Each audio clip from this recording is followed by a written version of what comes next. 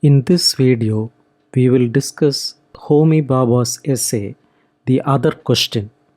Bhabha begins the essay with a quote from Derrida. The quote suggests that examining and questioning the fundamental ideas at the core of the entire history of philosophy is not the same as the typical approaches of studying philosophy. It is not about being a language expert, a philologist, or a traditional historian of philosophy. Instead, it's more audacious and adventurous endeavor. It involves challenging and breaking down the foundational concepts that have shaped philosophy over time. This process is not just a scholarly investigation, but it is a bold move towards looking beyond the boundaries of traditional philosophical thinking.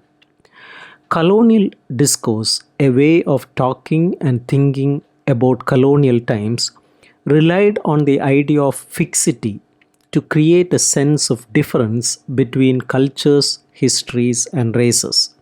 This concept is tricky because it suggests both strictness and disorder at the same time. It is like saying something is firmly set but also chaotic or repeating in a negative way.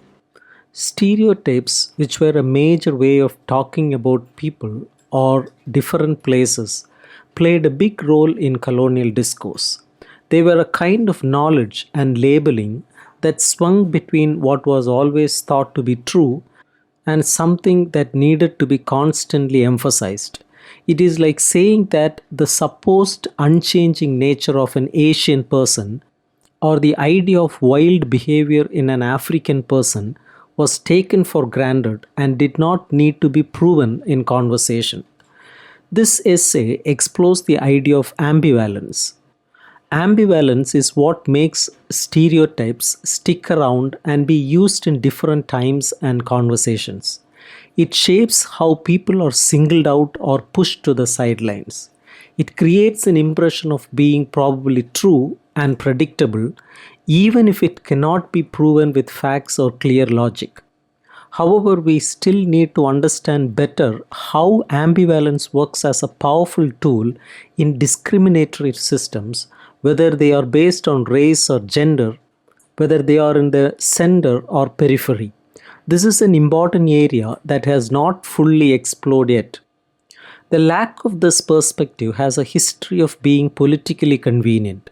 Seeing stereotypes as both a form of knowledge and a tool of power requires us to challenge rigid or overly functional ways of thinking about how language and politics relate. Looking at ambivalence questions strict and moralistic views on what oppression and discrimination mean.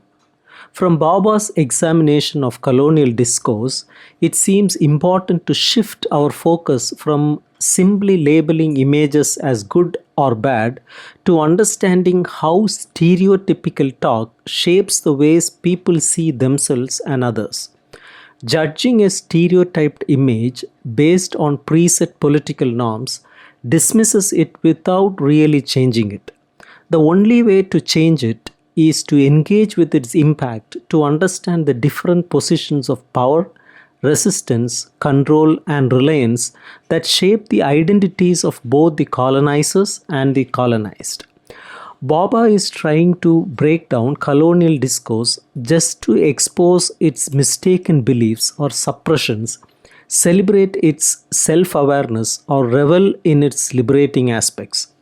To grasp the effectiveness of colonial power, it is important to understand the system of beliefs and ideas it operates on, rather than subjecting its representations to a standard judgment. What this way of looking at things shows us are the limits of colonial talk, and it gives us the ability to step beyond those limits from the standpoint of that sense of being different. In colonial discourse, the way people are talked about and the power dynamics involved rely on emphasizing differences, especially those related to race and gender. This is important because it is believed that our bodies are always influenced by both our desires and the ways we are talked about and controlled.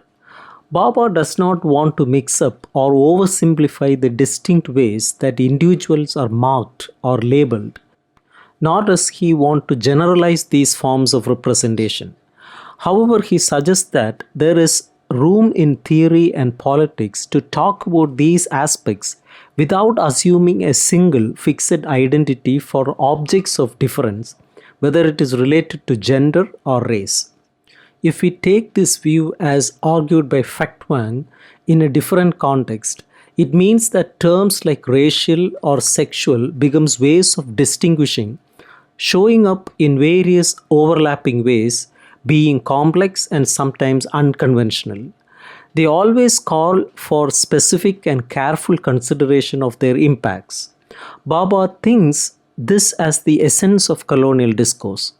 It is a way of talking that is crucial for reinforcing various types of differences and discriminations that shape how race and culture are ranked and valued. Baba then discusses how theories focused on highlighting difference or contradiction have often pushed aside perspectives of racial, cultural, and historical differences. This is done in order to challenge Western ways of representing reality. By shifting the focus from concrete work to abstract text and emphasizing that cultural symbols are constructed arbitrarily and systematically, these critical approaches challenge the search for meanings that are often seen as being intentional and tied to specific national identities.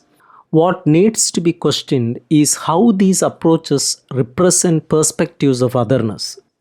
In Stephen Heath's insightful analysis of the movie A Touch of Evil by Orson Welles, he focuses on the portrayal of the Mexican US border, shedding light on a less discussed aspect.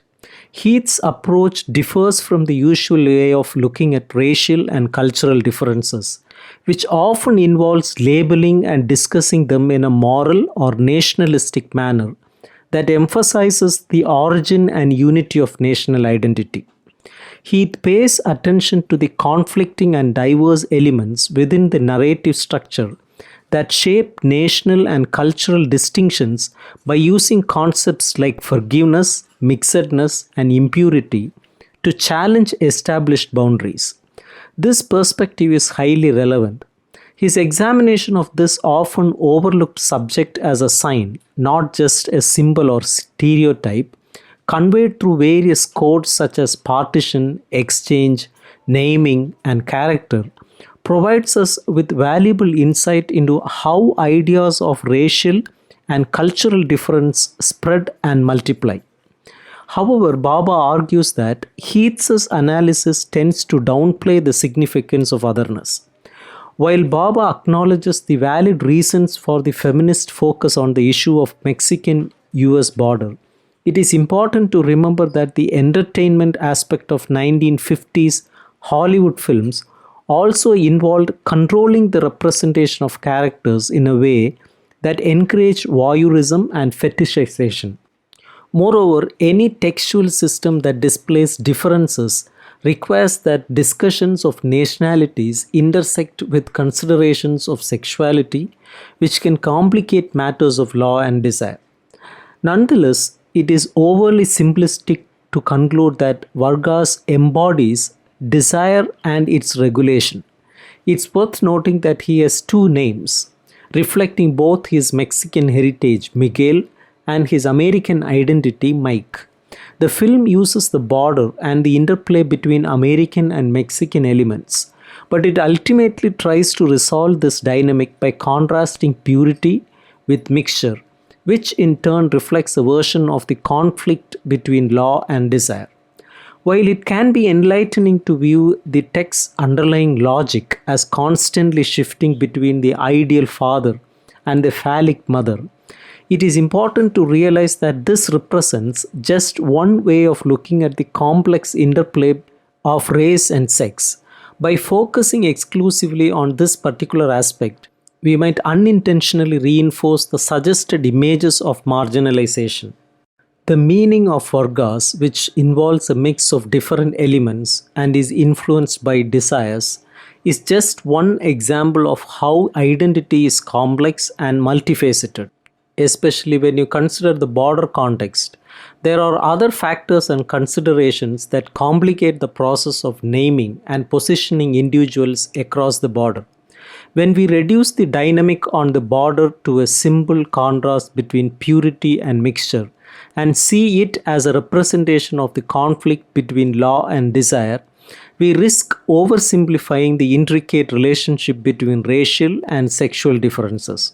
It becomes more like a closed circle than an evolving and dynamic spiral of difference. In this context, it becomes challenging to understand the complex interplay between racism and sexism as a multifaceted phenomenon. For example, there are discourses related to American cultural dominance and Mexican dependency. The simultaneous fear and attraction toward interracial relationships and the American border as a symbol of pioneering male American spirit, constantly feeling threatened by other races and cultures beyond the border or frontier. If we consider that the narrative starting point involves the death of the father, which both enables and postpones miscegenation, and if the narrative's goal is to transform Susan into a good object, while also attempting to free Vargas from his racial complexity, we see that these dynamics are deeply intertwined and cannot be reduced to a simple formula. The topic of race and how it is portrayed has been explored in an edition of the publication Screen, which delves into the issues of racism, colonialism, and cinema. This is a valuable addition to the ongoing conversation about realist storytelling and the factors that make it possible and understandable. So far, this discussion has primarily centered on gender and class within Western society. Bhabha highlights Julian Burton's piece on the politics of aesthetic distance, the presentation of representation, and Sao Bernardo. Burton offers an intriguing interpretation of the film Sao Bernardo by Hispan, viewing it as a unique response from the Third World to the dualistic discussions in metropolitan areas about realism and the potential for radical change. Though she does not explicitly reference baths, it's accurate to say that she positions the film as a limit text, pushing boundaries in its own oppressive social context and in contemporary theoretical debates about representation.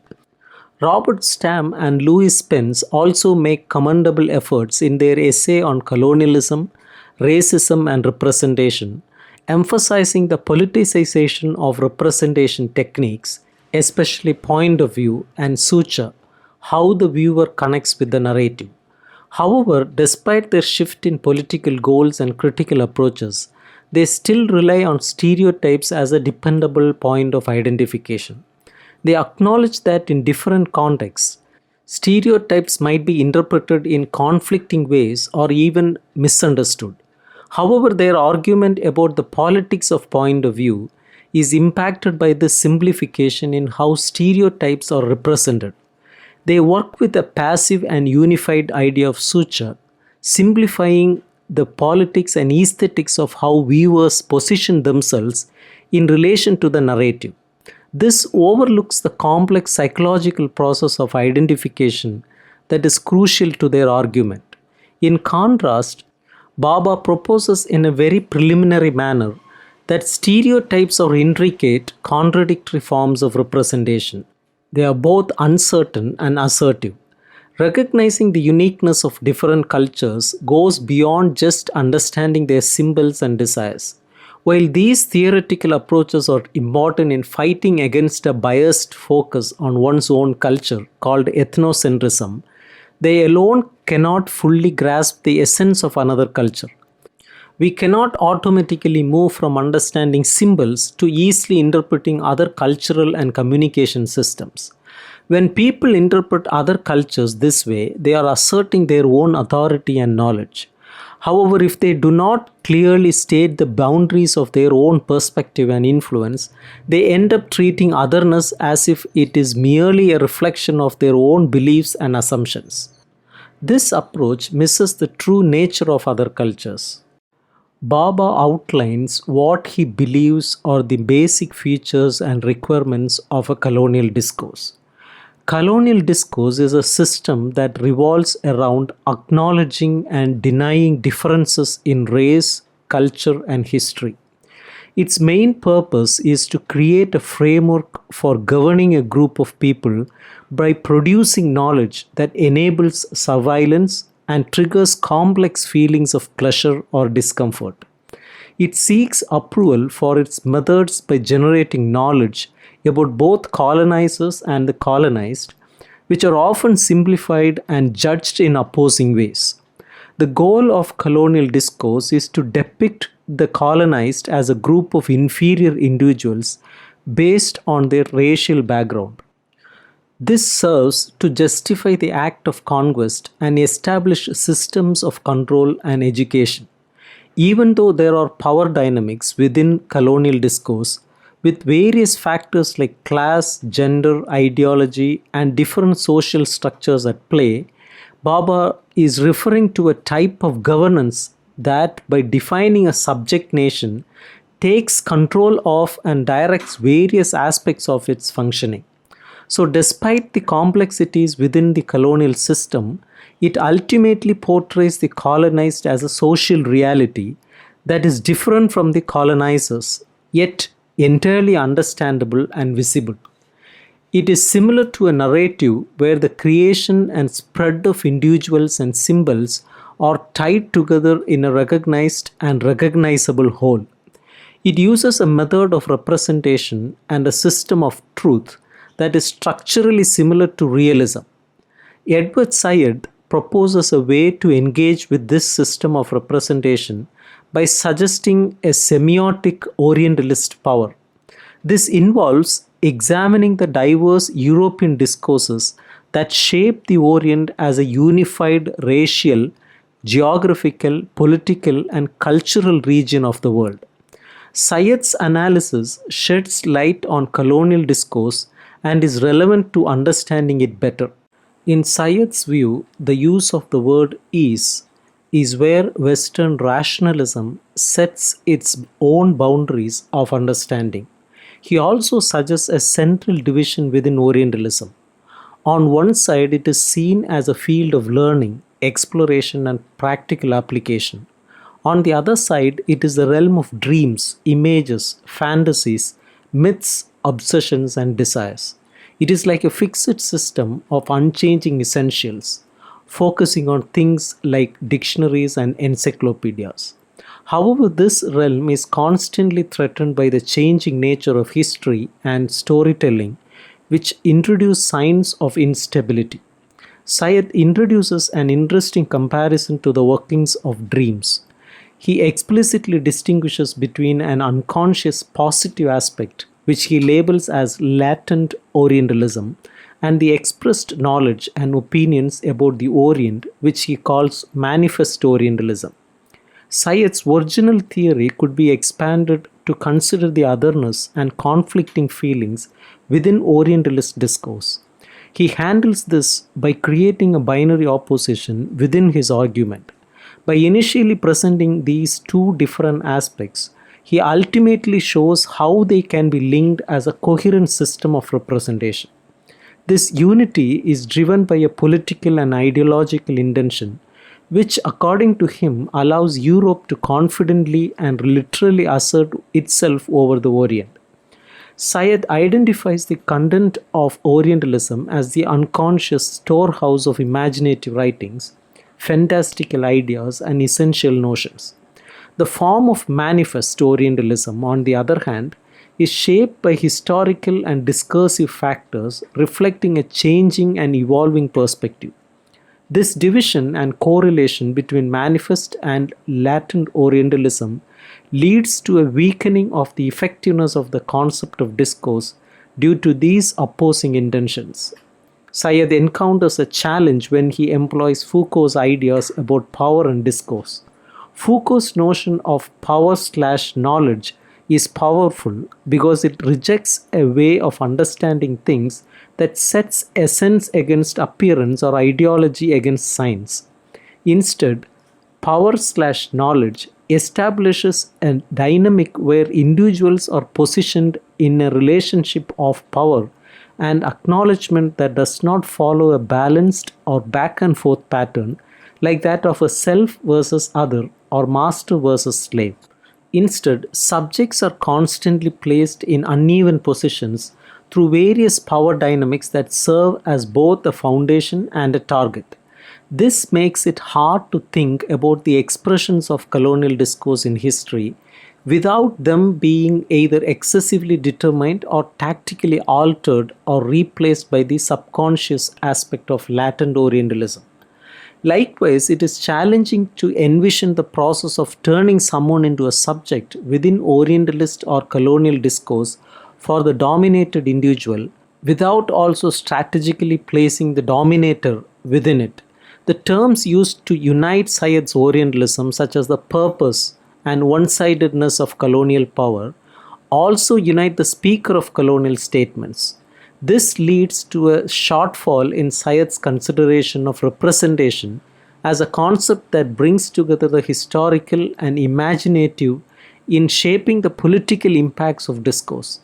He rightly dismisses the idea of Orientalism as a distorted portrayal of an essential Oriental identity.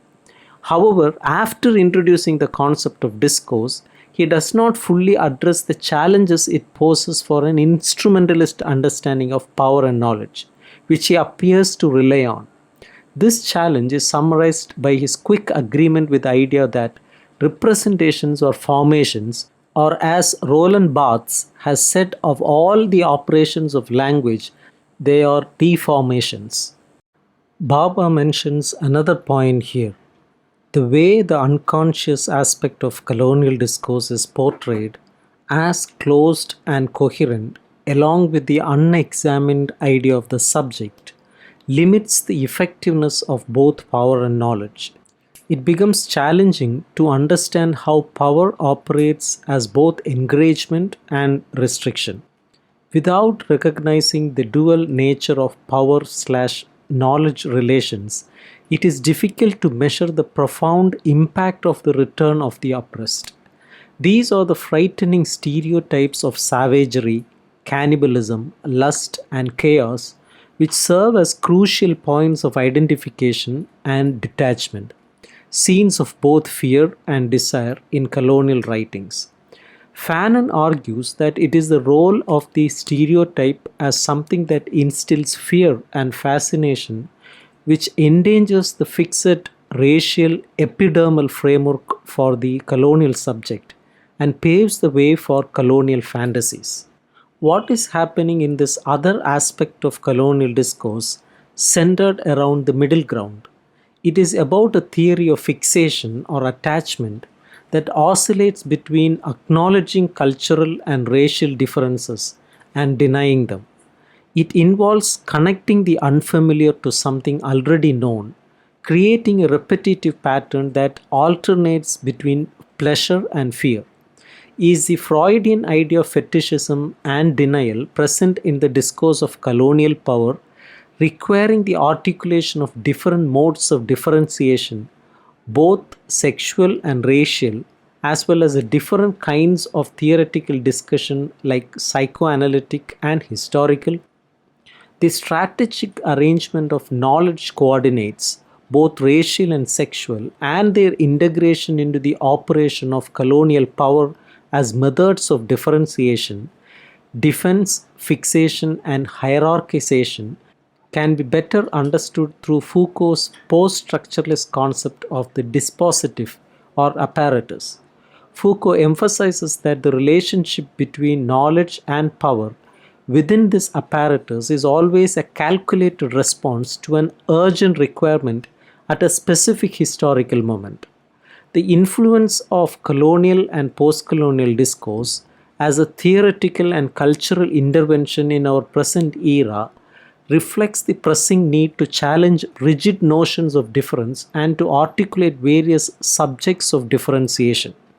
According to Foucault, the apparatus is primarily strategic, involving the manipulation of power dynamics in different ways, pushing them in a certain direction, blocking them, stabilizing them, using them, and so on. It is always intertwined with specific knowledge frameworks that both emerge from it and shape it. This is what defines the apparatus, a set of strategies involving power relations that support and are supported by particular types of knowledge. In this context, Bhabha argues for interpreting the stereotypes in terms of fetishism. The idea of historical origin, such as racial purity or cultural priority, generated in relation to the colonial stereotype, serves to normalize the various beliefs and divided subjects that make up colonial discourse as a result of its process of denial. Similarly, the scene of fetishism operates as both a reactivation of the original fantasy material, the anxiety surrounding castration and sexual difference, and a normalization of that difference and disturbance through the fetish object, which serves as the substitute for the mother's penis. Within the framework of colonial power, the discussions about sexuality and race interact in a process of functional overdetermination because each outcome resonates or conflicts with the others, necessitating a recalibration or reworking of the diverse elements that come into play at different points. The racial stereotype in colonial discourse can be understood as a form of fetishism. This interpretation has both a structural and functional basis. The structural link is established through the idea that fetishism, as a way of denying differences, revolves around the problem of castration. It involves avoiding the acknowledgement of sexual differences by focusing on an object that masks those differences and restores an original sense of presence. The functional link between fetishism and the stereotype is even more significant. Fetishism involves a back and forth between affirming a sense of wholeness or similarity and the anxiety stemming from a sense of lack or difference. Within discourse, the fetish represents this simultaneous interplay between metaphor, that is, substituting and concealing absence and difference, and metonymy, closely associating with the perceived lack. The fetish or stereotype provides a sense of identity that is based on both mastery and pleasure, as well as anxiety and defense. It involves multiple and contradictory beliefs, recognizing difference while simultaneously disavowing it. This conflict between pleasure, displeasure, mastery, defense, knowledge, disavowal, presence, absence, holds great significance for colonial discourse. The scene of fetishism is also where primal fantasies are reactivated and repeated. The subject's longing for a pure origin, perpetually threatened by its division, as the subject must be assigned a gender to be created and spoken. The stereotype therefore acts as the central point of identification in colonial discourse for both the colonizer and the colonized. It embodies a similar fantasy and defense mechanism, the yearning for an originality that is again jeopardized by racial, color, and cultural differences. This idea is vividly encapsulated in Fanon's title, Black Skin, White Masks, where the denial of difference transforms the colonial subject into a misfit, a distorted imitation, or doubling that risks splitting the soul and the whole, undifferentiated exterior of the ego. The stereotype is not a simplification because it gives a false representation of a given reality. It is a simplification because it is halted, fixated form of a representation that, by rejecting the interplay of difference, creates a problem in how the subject is represented in the meanings of psychological and social relationships. Fanon comes closer to Bhabha's argument when he discusses how the subject is positioned in the stereotypical discourse of colonialism. In the stories, histories, and tales of colonial culture, the subject is presented with a fundamental choice. They are either confined to a view of the body as a purely denying force, or they are envisioned as a new kind of person, a fresh category. What the colonial subject, whether colonizer or colonized, lacks is the type of denial that allows for the recognition of difference. This potential for difference and interchange is what could free the signifier of skin or culture from being fixed in racial categories, from the scrutiny of bloodliness, and from ideologies of racial and cultural superiority or decline. Fanon expresses despair, stating that wherever he goes, the Negro remains a Negro. This means that in colonial discourses, race becomes an indelible mark of negative difference. The stereotype hinders the flow and connection of the signifier of race as anything beyond its fixation as racism. We are always already aware, according to these stereotypes, that blacks are seen as morally loose and Asiatics as deceitful. In Fanon's book Black Skins, White Masks, there are two key moments that shape the way individuals are marked by racial prejudice in a colonial setting. In one instance, a white girl singles out Fanon with a look and words as she identifies with her mother, exclaiming, "Look, a Negro, Mama, see the Negro, I am frightened." Fanon interprets this as deeply painful experience, akin to an amputation or a wound that covers his entire body with blackness. Similarly, Fanon emphasizes the crucial moment when a child encounters racial and cultural stereotypes in children's stories, where the white characters are portrayed as heroes and black characters as villains. Fanon describes these encounters as everyday occurrences in colonial societies, using a metaphor of a scene to highlight their visibility. Bhabha emphasizes both aspects as these scenes. They represent points of fantasy and desire as well as moments of subjectification and power. In each scenario, the subject's perspective is influenced by this stereotype, leading to a complete identification with a certain point. The girl's gaze, for instance, reinforces her recognition of the black type while also denying it. On the other hand, the black child distances himself from his own race by wholeheartedly identifying with the positivity of whiteness, which embodies both color and its absence. Through this process of denial and fixation, the colonial subject reverts back to a self-absorbed imaginary state, identifying with an idealized ego that is white and complete. These primal scenes reveal that seeing, hearing, and reading play significant roles in subjectification within colonial discourse.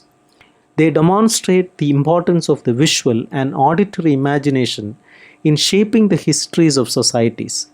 To understand the colonial subject as a product of both disciplinary and pleasurable power, we need to consider how the surveillance of colonial authority interacts with the scopic drive, which is the instinctual pleasure derived from seeing.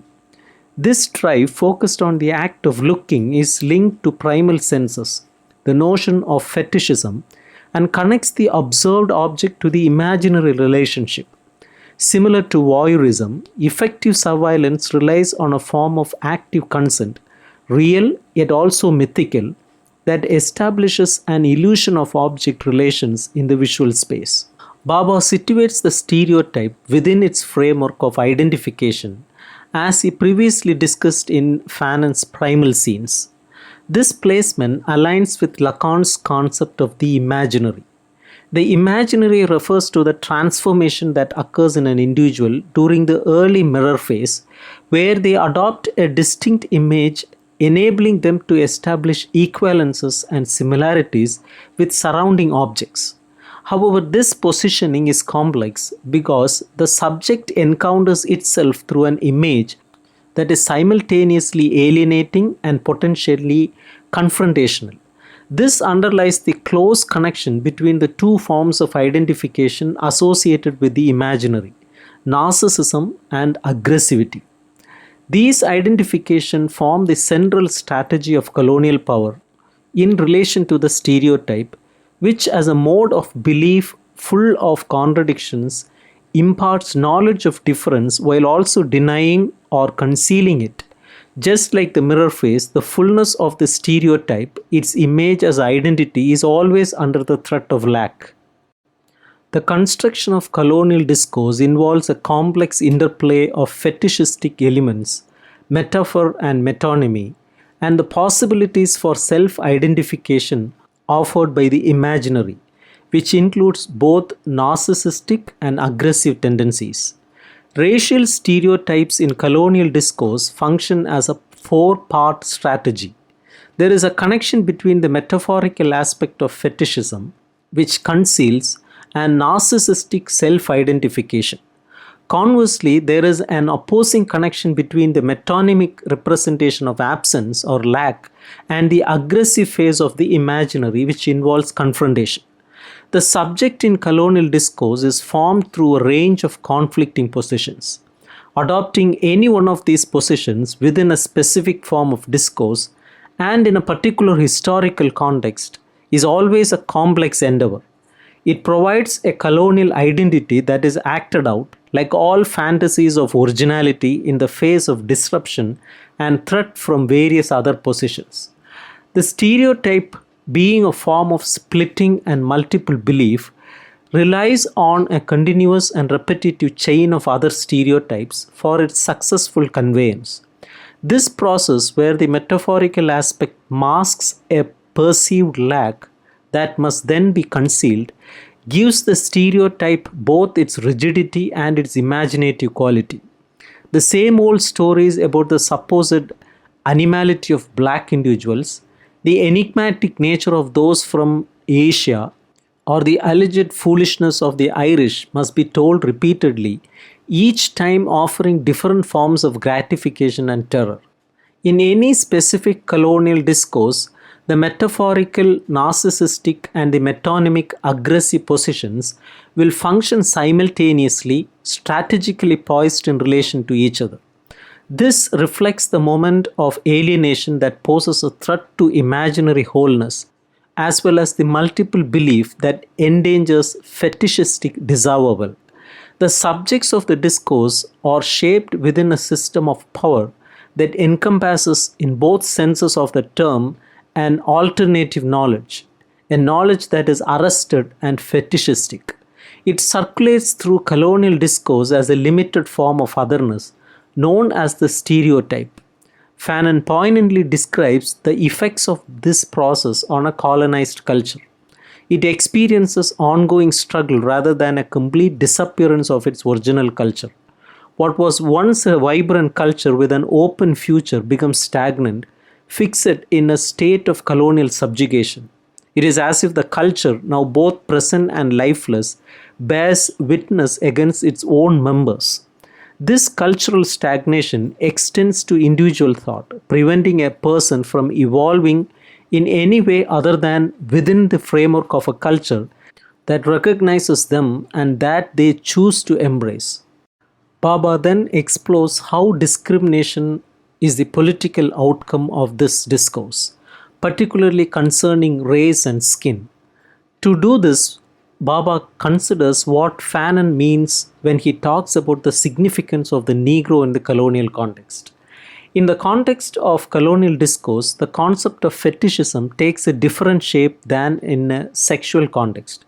Here, skin is the prominent signifier of cultural and racial difference, openly acknowledged in various cultural, political, and historical discussions. It plays a visible role in the racial tensions that play out daily in colonial societies. While sexual fetishism is linked to making an object desirable and facilitating relations, the colonial stereotype serves to establish and facilitate colonial relations. The stereotype places colonial subjects in a racial and cultural opposition framework through which colonial power operates. Stereotypes are not fixed. They can range from loyal servants to satanic figures, from the loved to the hated, a shifting of subject positions in the circulation of colonial power, which Bhabha tried to account for through the motility of the metaphoric, narcissistic, and metonymic aggressive system of colonial discourse. What remains to be examined is the construction of the signifier of skin, race in those regimes of visibility and discursivity, fetishistic, scopic, that is related to vision, imaginary, that is pertaining to mental images, within which Bhabha has located the stereotypes. Understanding this construction will shed light on the role of fantasy in the exercise of colonial power. Fanon's argument hinges on a unique interpretation of how representation works in colonial situations. He suggests that in colonial contexts, economic status and social status are deeply intertwined. Being wealthy and being seen as white are closely linked. This perspective challenges the traditional Marxist analysis, which may need to be adjusted when applied to colonial issues. Fanon's viewpoint can be understood in two ways. One interpretation could be that he sees representation as a straightforward reflection of societal structures. Alternatively, he might be taking an anti repressionist stance, critiquing the idea that ideology merely distorts reality. Bhabha leans towards the second interpretation as it emphasizes the active exercise of power. It asserts that skin as a marker of discrimination must be deliberately made visible. As Paul Abbott notes, discrimination requires continuous efforts to bring representations of difference into consciousness. This reinforces the crucial recognition of the distinctions they represent and keeps them salient for the effectiveness of discrimination. The recognition of difference is constructed as natural and primary, an immediate result of what is visually evident. This aligns closely with how stereotypes function. The object of discrimination is visibly distinct and seen as inherently natural. For example, color being interpreted as a cultural or political indicator of inferiority or degeneracy, and skin being viewed as an inherent aspect of one's identity. However, Abbott's explanation stops short at the point of identification. He somewhat inadvertently supports the success of discriminatory practices by suggesting that their representations rely on suppressing the process of understanding difference. He argues that to do otherwise would confront the subject with an impossible awareness, as it would bring to light the diverse aspects of the subject's identity. Abbott, despite recognizing the importance of acknowledging differences in discrimination and the complications it brings to repression, seems to be stuck in a single way of thinking. He comes close to suggesting that even if only momentarily and falsely, the person perpetrating discriminatory discourse can momentarily step outside of it, especially when the object of discrimination is seen as natural and obvious. However, what Abbott overlooks is how contradiction and diversity play a role in shaping authoritarian practices and their focused verbal fixations. Bhabha's concept of stereotype as suture acknowledges the mixed nature of authority and the orders of identification it establishes. Fetishistic identification, crucial in forming discriminatory knowledge that relies on the presence of difference, serves as a process of division and holding contradictory beliefs at the moment of expression and subjectification. This critical division of the self is echoed in Fanon's description of how the colonized subject is shaped by stereotypical discourse. The subject is fundamentally fixed, yet tripled, torn between conflicting understandings of body, race, and ancestry. When faced with the stereotype, the image of my body broke down, replaced by racial understanding. It was not about being aware of my body from an outside perspective, but from three different perspectives. I was not given just one place, but two, three places. This process is best grasped by considering Freud's ideas on fetishism. It is a form of knowledge that does not repress but allows for the coexistence of two opposing beliefs, one official and one hidden, one old-fashioned and one forward-thinking. One upholds the myths of origins, while the other articulates difference and division. Its value as knowledge lies in its function as a defense against the external world. It serves as the enduring framework, the effective model for all the complex splittings of belief that humans will now be capable of in various aspects of life. where they navigate between believing and not believing. This idea of splitting and holding multiple beliefs makes it clearer how knowledge and fantasy, power and pleasure are interconnected in colonial discourse.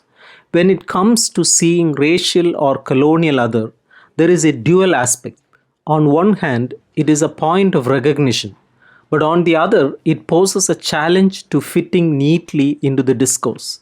This is because acknowledging differences like black and white as imaginary points of identity and origin gets disrupted by the portrayal of division in the discourse.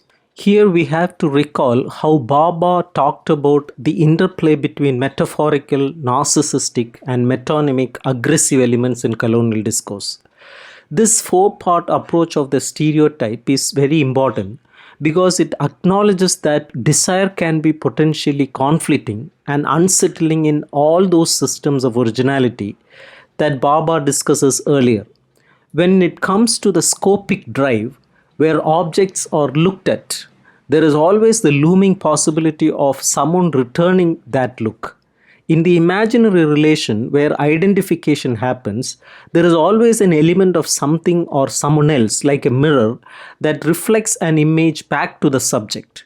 Finally, in fetishism, which involves substitution and fixation, there is always a trace of something missing or absent. In short, accepting and rejecting difference is always complicated by how it is represented or put together. Describing how racist and stereotypical knowledge is formed is a complicated task. To make this clearer, Bhabha provides an example from Fanon. Stereotyping is not just creating a fake image that becomes a target of discriminatory actions.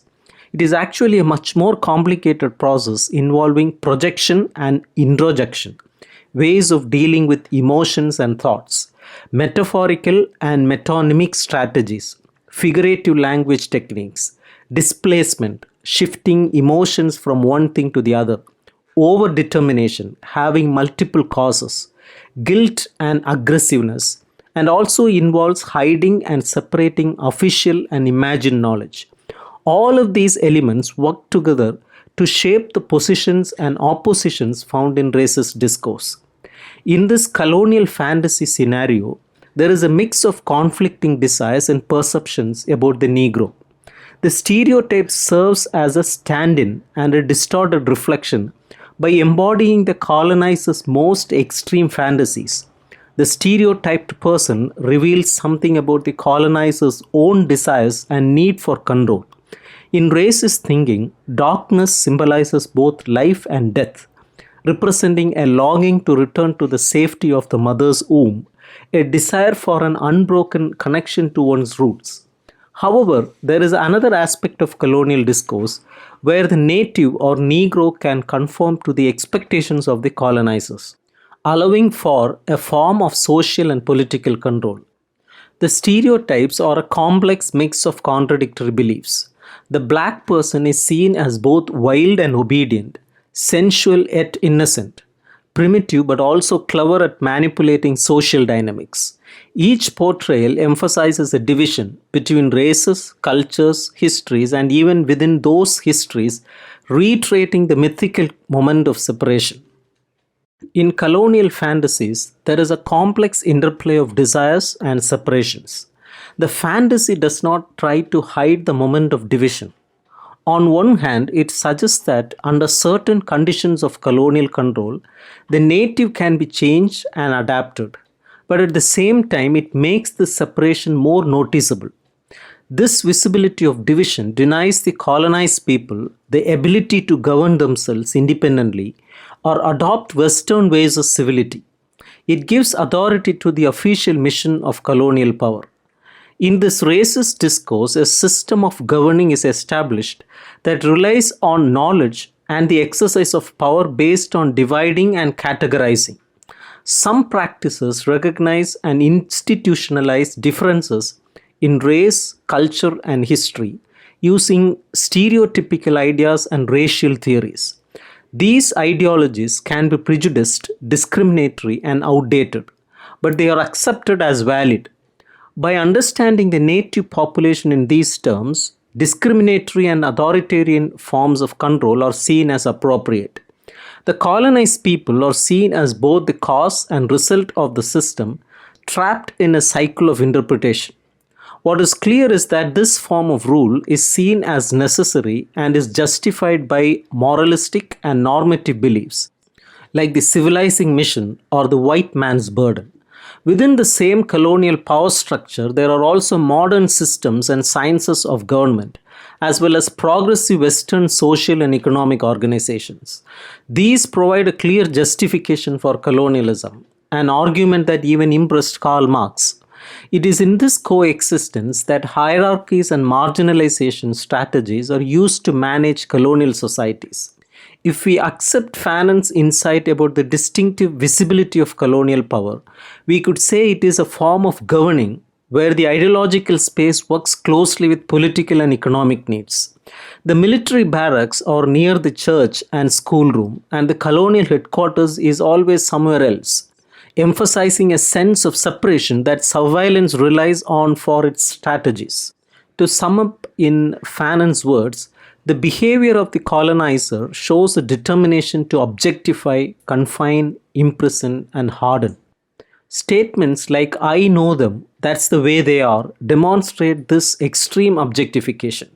On one side, there is a culture where qualities like dynamism and growth are recognized.